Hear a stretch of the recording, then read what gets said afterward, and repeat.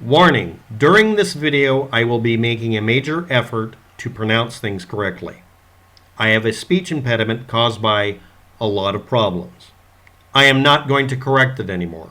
If anybody's curious, I've been spending the last 2 years trying to make it to where I can pronounce things with broken front teeth. They're missing. I can't speak correctly. I'm using the same techniques I used to use when I used a ventriloquist dummy. Anybody out there who's ever learned how to be a ventriloquist, you know exactly how difficult it is to maintain this. Doing this constantly is very difficult. I'm accommodating for the need to be understood. The person I'm referring to in the video will be called the lady or the girl, and her name is KENNEKA Jenkins. If you're not aware of it, names that have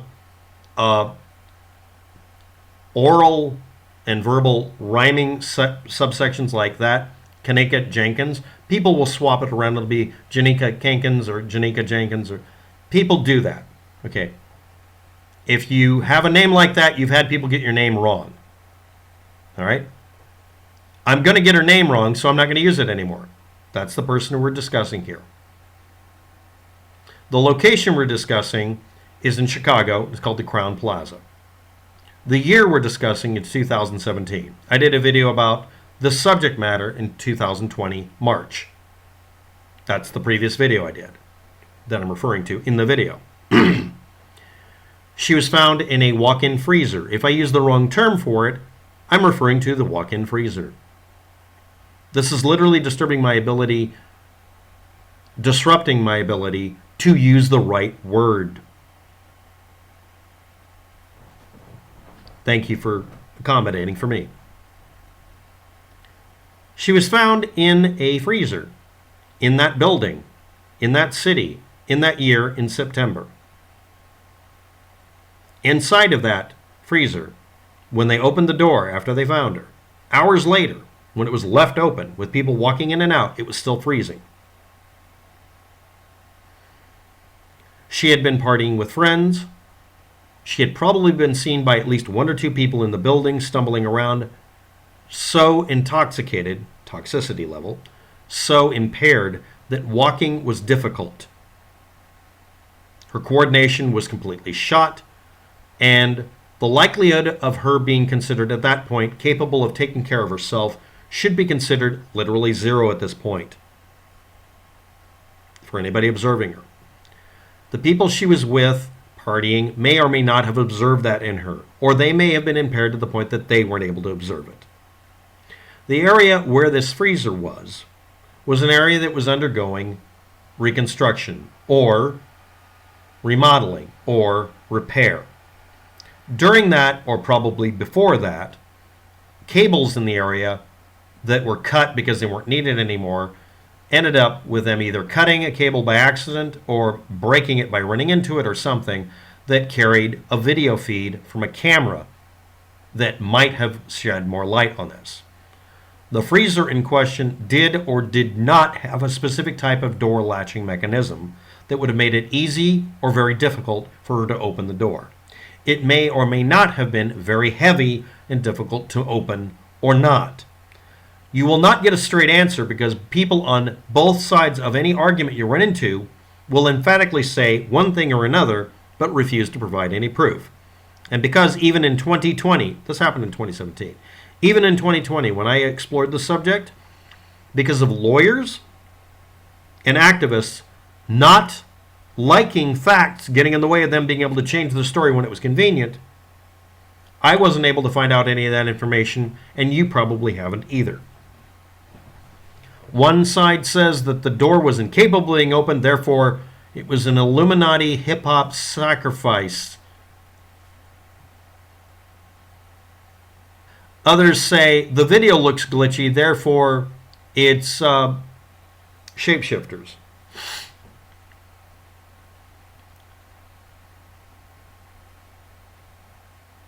Another claim you'll find is that she was seen on a video camera at various times. Times that are very different from the next video over.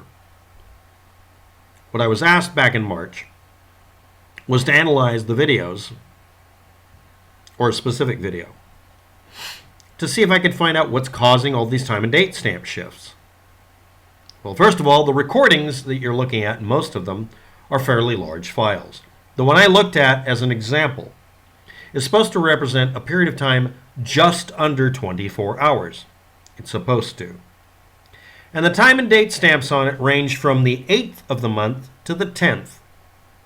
The only way that can happen with a video that's up to, or even exceeding 24 hours in length by the way the technical work works, the technical standards for the file format, or the company that made it happen by their equipment, is that the recording was started just before midnight on the 8th and ended just after midnight on the 10th.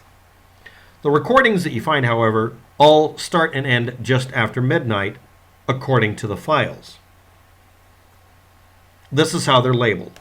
The file name itself is named after the exact moment it's supposed to start. In this case, 16 minutes after the hour on a particular day. And then exactly 24 hours, or almost, actually less than that, it ends at 4 minutes after the hour.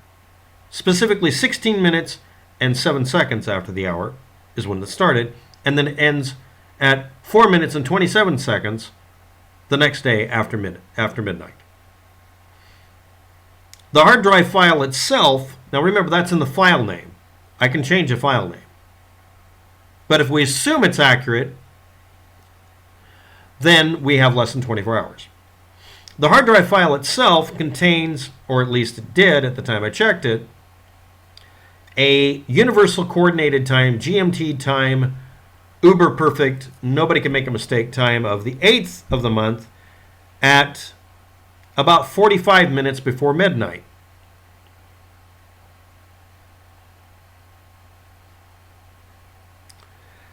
And the the file, depending on the way it's looked at from what it says on the screen, says another set of times and date stamps.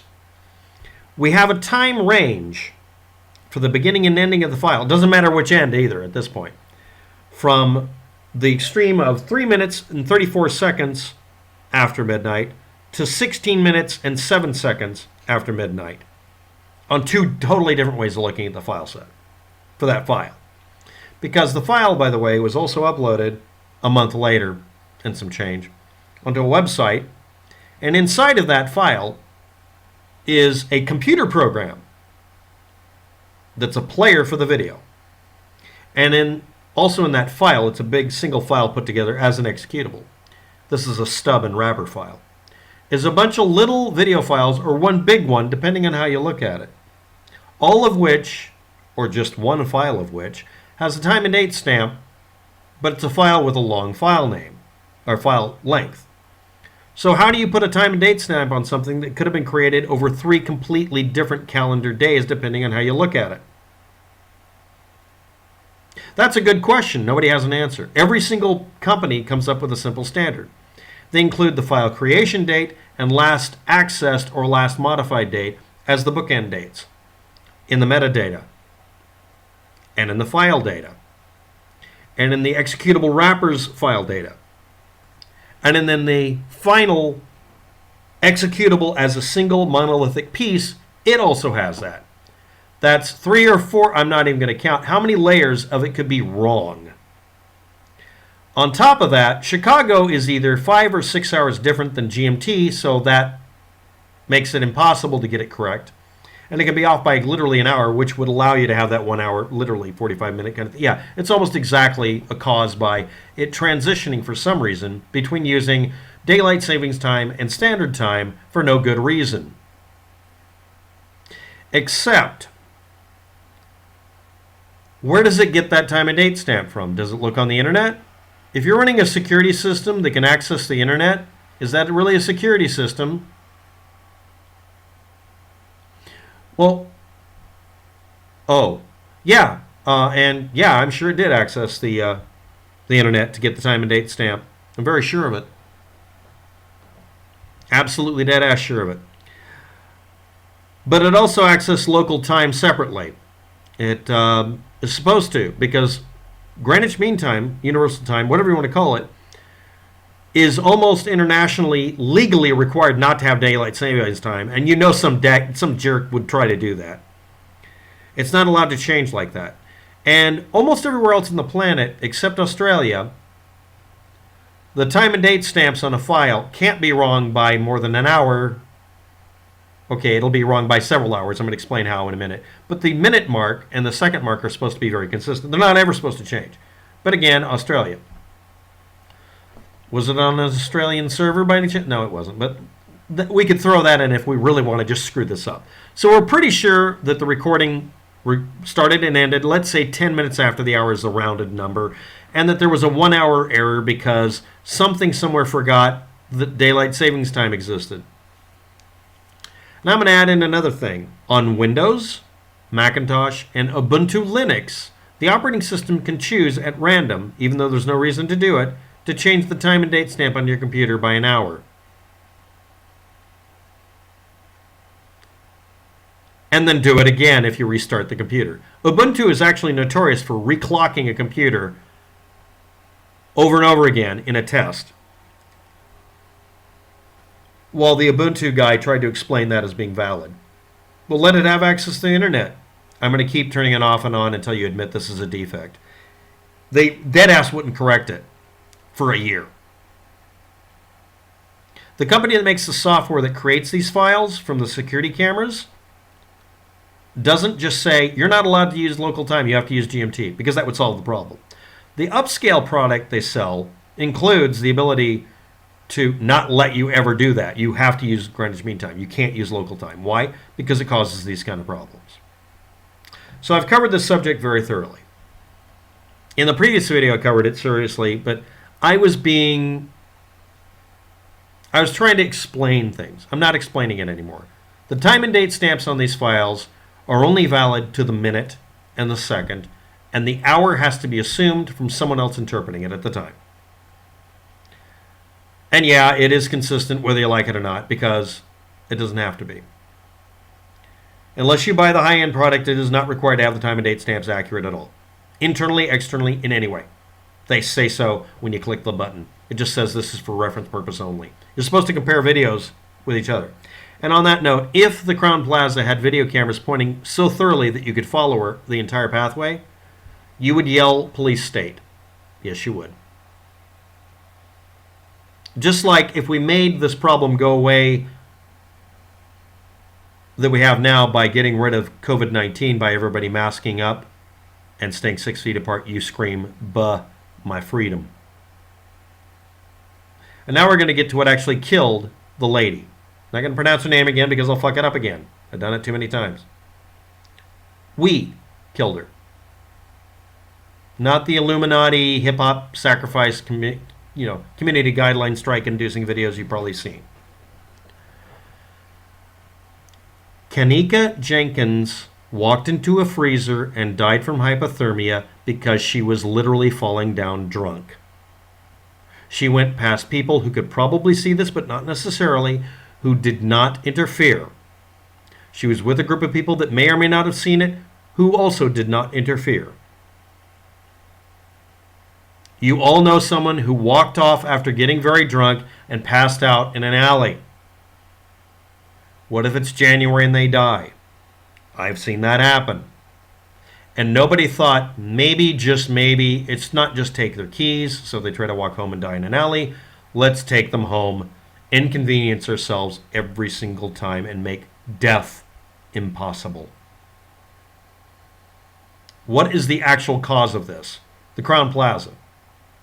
The people who didn't lock the door open on the refrigerator. The people who turned on the refrigerator. The people who didn't lock out the work environment. KENNEKA Jenkins died because she got drunk that night and was not able to take care of herself, and nobody else took care of her because we don't want to interfere with each other when we need to. It's not caused by something else. It's not also helpful that one of the lawyers, I'm not saying which side, even provided falsified evidence of how the door worked. And people re-uploaded videos saying the same thing. We as a society allowed this to happen. And we shouldn't.